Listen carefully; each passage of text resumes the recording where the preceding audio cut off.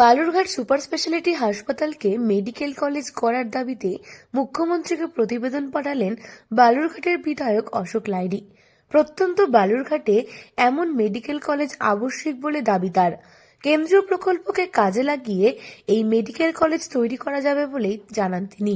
দক্ষিণ দিনাজপুরে কোনো মেডিকেল কলেজ নেই, জেলায় একটা মেডিকেল কলেজ হোক দীর্ঘদিনের দাবি জেলার মানুষের। জেলার প্রায় 19 লক্ষ মানুষের চিকিৎসার একমাত্র ভরসা বালুরঘাট জেলা হাসপাতাল। আর দক্ষিণ দিনাজপুরে আমি একটা পরিসংখ্যান দেখছিলাম, মাথা পিছু আয় নিরিখে দক্ষিণ দিনাজপুর অন্যতম পিছিয়ে পড়া জেলা। আমি মাননীয় মুখ্যমন্ত্রীর আজকে একটা প্রতিবেদন পাঠিয়েছি, সেটা হচ্ছে যে আমাদের বালুরঘাট সুপার স্পেশালিটি হসপিটাল আছে, সেইটাকে মেডিকেল কলেজ করার জন্য। তার কারণ দুটি। একটি হচ্ছে যে আমাদের বালুরঘাট অত্যন্ত প্রত্যন্ত জেলা, দক্ষিণ দিনাজপুর, তিন দিকে আমাদের বাংলাদেশ।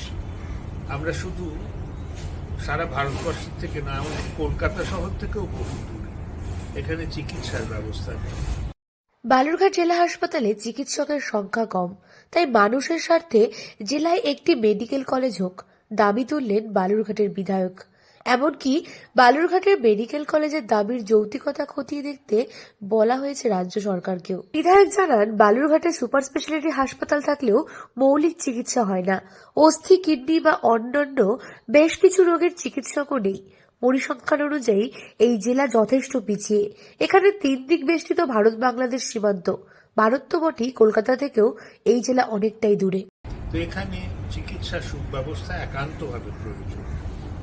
আমাদের Balurghat multi speciality, super speciality এসব বললেও এখানে অনেকগুলো মৌলিক চিকিৎসার ব্যবস্থা নেই। কোনো অঙ্কোলজিস্ট নেই, কোনো নিউরোলজিস্ট নেই, কোনো অ্যানাস্থেটিস্ট নেই।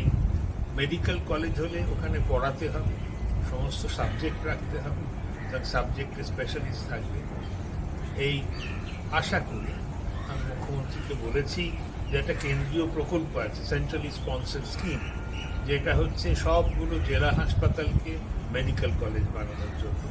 তো সেই প্রকল্পের মধ্যে বালুরঘাট জেলা হাসপাতালকে অন্তর্গত করা। দক্ষিণ দিনাজপুরের বালুরঘাট জেলা হাসপাতালের পরিকাঠামো নিয়ে বিভিন্ন সময় নানা অভিযোগ উঠেছে।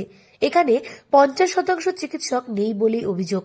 স্বাস্থ্য ভবন থেকে এর আগে 10 জন জুনিয়র চিকিৎসক পাঠালেও কিছুদিন পর একজন চলে যান। বালুরঘাট জেলা হাসপাতাল কর্তৃপক্ষ একাধিকবার মেনে নিয়েছেন এখানে নানা বিভাগে পরিষেবা দেওয়ার মতন পর্যাপ্ত চিকিৎসকের অভাব রয়েছে।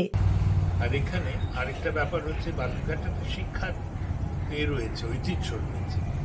সুতরাং এটা মেডিকেল কলেজ হলে এমনও হবে যে আমাদের ছেলেমেয়েরা ওই মেডিকেল কলেজে পড়বে।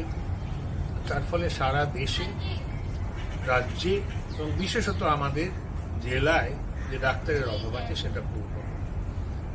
বালুরঘাট জেলা হাসপাতালকে মেডিকেল কলেজ করা হলে স্বাভাবিকভাবেই চিকিৎসকের সংখ্যা বাড়বে এবং পরিষেবাও ভালো হবে। দক্ষিণ দিনাজপুর থেকে সুস্মিতা গোস্বামী রিপোর্ট, লোকাল 18 বাংলা।